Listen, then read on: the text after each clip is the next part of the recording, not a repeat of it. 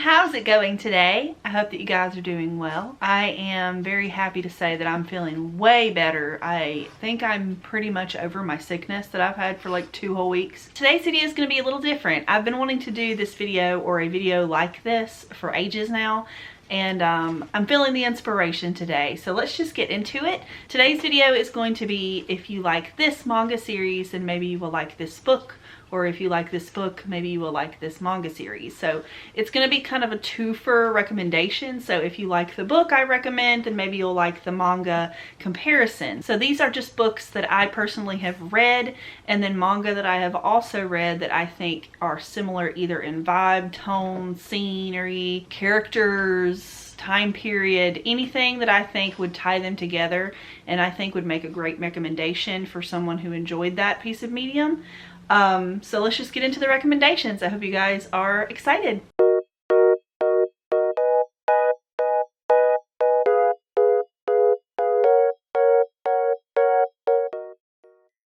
I think what I'm going to do for this is go back and forth between recommending the book first versus the manga.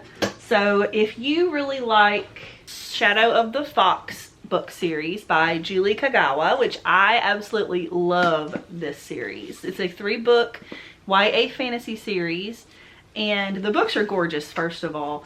And I read these during the initial lockdown. I had just gotten really into reading and picked these all up. I had just started it, and then all of a sudden the 3rd book had come out, so it was like the perfect time for me to read these. And I want to do a reread soon, but these books are still my favorite series I have ever read.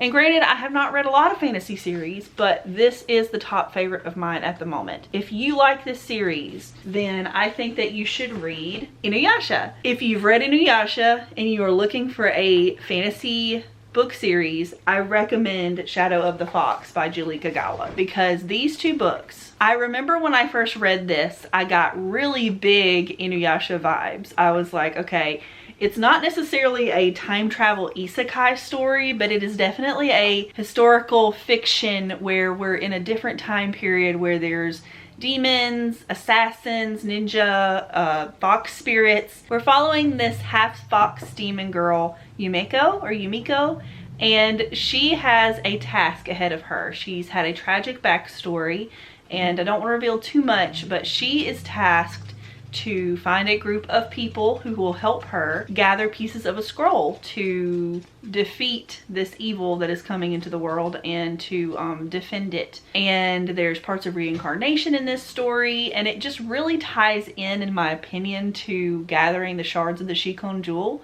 in this series.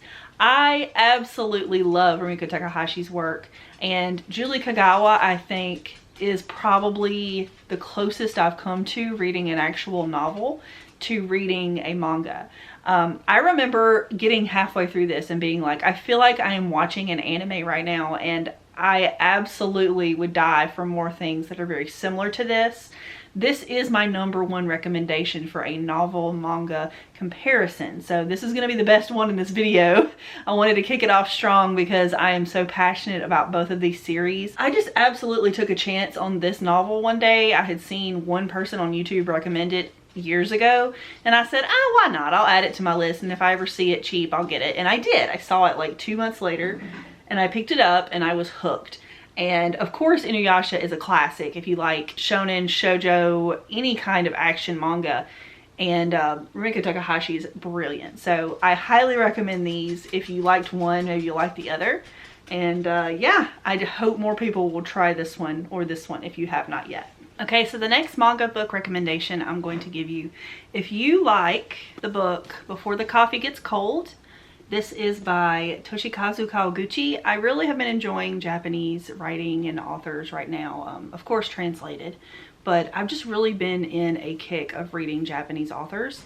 I highly recommend that if you like this novel, there's a series of 4 books I think out at the moment, then I think you would like Kowloon Generic Romance. I have only read, I think, 2 or 3 volumes of this one so far, so forgive me if the comparison does not fit throughout the series. Also, I've only read the first book in this one. I do want to continue both of these, but I compare them because, well, for one, I think they look really good beside each other, but This novel is a really interesting look into time travel, and it's kind of a casual read until it's not.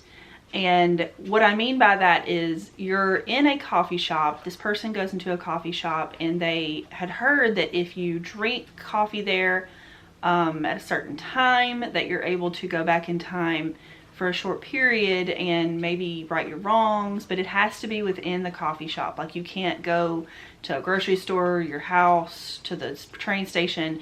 You have to be in the coffee shop when you travel and when you stay. So you have until your coffee gets cold to time travel. So it's a very short period of time, matter of minutes.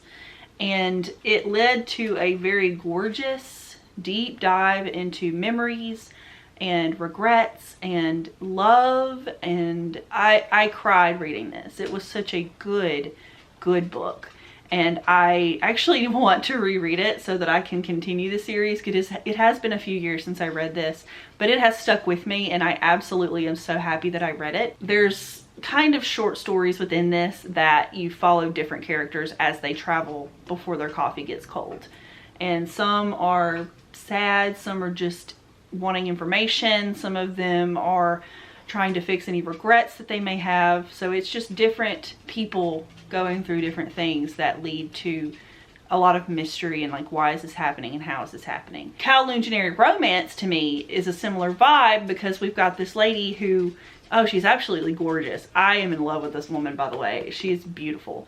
And she is living in Kowloon, and Kowloon's a very strange place. It seems run down, but also futuristic. I'm not sure what that's about. I maybe need to look into it, because I think it's actually based on an actual city, maybe. But it's like a dystopian world where she's going to work every day. I believe she's a real estate person or something like that. And she's in an office with this really hot guy and her boss.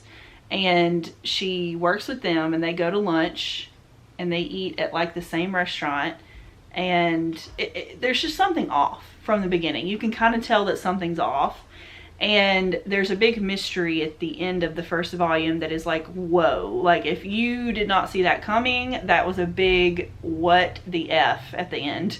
And I really think the idea of time travel mixed with dystopia, mixed with WTF, mixed with romance, regret, futures changing of everything. I think that these two might have a lot more in common than you might think. They're not exactly the same story, obviously, as I've told you, but I do see a lot of similarities in the tone, the setting, the vibe. I just really think these would make a really good pair. If you liked one, I think you would like the other. Okay, so for the third and final recommendation for this video, I know it's pretty short, but I wanted to have some things to give you ideas of what this series is going to be, and if you like it, you can let me know in the comments if you want more like this. And if you don't like it, that's okay too. You can let me know. You might give me some recommendations for how you think this would be more beneficial for you as the viewer. But I thought this would be fun. And my last recommendation for this video is, if you like Full Moon, Osagashite, or however you say that. I'm sorry, I've never really known how to say it, but this is one of my first original manga series that I owned. You can tell by how yellowed it is. I did not take very good care of my manga back in the day, but this is probably my favorite Arina Tanemura series that I've ever read. If you really like this one, it's like a 7 or 8 volume series, I believe. I highly recommend that you read Kira Kira. This is another Japanese author named Cynthia Kadohata. And this book has won the most distinguished contribution to American literature for children. I don't know what year, but it won the Newbery Medal. And I got this in a blind date with a book. It was like I just took a chance on it. And this is a story about a young girl. She's probably about 10 to 12 years old. And she lives in America. She's a new generation immigrant from Japan, and her family is obviously struggling because they don't have a ton of money. They moved over, and I guess they just had to deal with what they had to deal with to get over there. They're unable to really live the life that they thought they would, And so the younger sister is kind of who we're seeing this world through. We're seeing through her eyes as she's experiencing the world. And this is technically a middle grade novel, but oh my goodness, it was so in-depth and deep. And I think that this is probably considered a middle grade YA if I had to pick a book demographic for it. It's technically shoujo beat, but I think she's very young. So I think the age range fits for both of these. But more about this book, because this is a very dark, uplifting, but sad, and also very nostalgic read, in my opinion. I think that the character who we are seeing the world through is very innocent. She's very human. She has a lot of flaws. She's a kid. She's selfish, but she also wants goodness to come out in the world. And she has a lot of hope and a lot of dreams and a lot of wants and things that she wants to do with her life. Things keep happening that just aren't letting her get to that point in her life. Her sister becomes very sick, and she has to kind of navigate that world while also she's being selfish. Like, she's a little kid, so she doesn't like that her sister is sick and things happening that she can't control. And it's just watching her deal with things that are out of her control and the trauma of that, also getting into trouble and being blamed for things that she did or didn't do, the financial struggle that her family was going through, and just her trying to live her best life and be a good person. And this one's pretty similar. But yes, my husband just got home, so I had to cut the video off really quick. So sorry if I cut off what I was saying, but the best comparison that I can make for these two is, for one, the age range of the main character is pretty similar. We're following girls who are of that age and going through something pretty traumatic, whether it's involving their own bodies or someone very close to them. And they deal with it in very different ways, but I still think that there are some similarities in some of the tragedies that become them, how they fall in love, but they also experience heartbreak, and also things don't quite go how they see them going, but they still end up being okay in the end.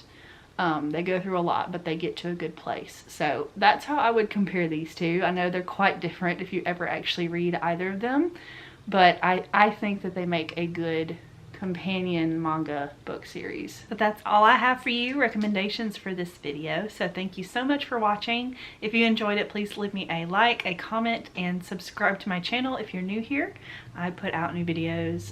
I try every week, but sometimes I get sick. So I do appreciate your support and your comments, your likes, and also when you participate in my community tab. If you're not familiar, my YouTube has a community tab. You can go in, you can vote on polls when I ask about what kind of videos you want to see, and just saying hi, what kind of questions and things. So I appreciate those of you who participate in that. It's always fun to talk to you guys and get to know what you're reading and what you think of what I'm reading. I don't really have many friends to talk about books with, so it's just really nice to be able to discuss books and manga with y'all. So thank you so much. I hope you guys have a fantastic day. Stay safe, and I'll see you in the next video.